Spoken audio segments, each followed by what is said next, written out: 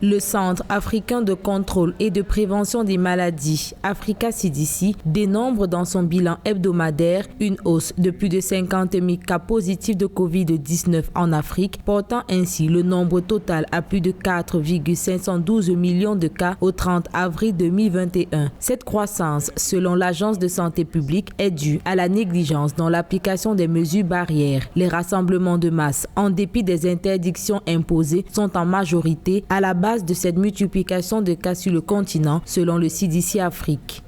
It's really a strong appeal to the continent that do not have mass gathering. C'est un appel très fort pour le continent. Il faut éviter les rassemblements de masse, car tout rassemblement est une opportunité pour le virus de se répandre.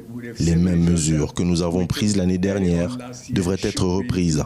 Éviter les rassemblements religieux extrêmement importants, les groupements de partis politiques, qui sont autant d'opportunités de propager le virus. Nous ne devrions pas nous retrouver dans ce scénario en raison de la nature très fragile de nos systèmes de santé.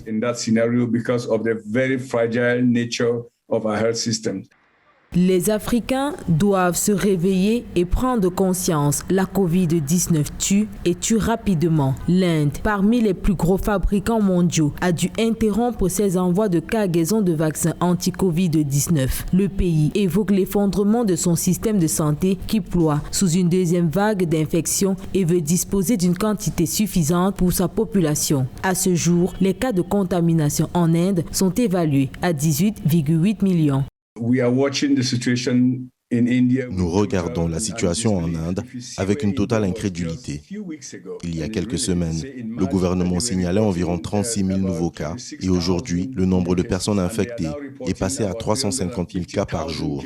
C'est une catastrophe pour le système de santé, pour tout système de santé qui doit le supporter.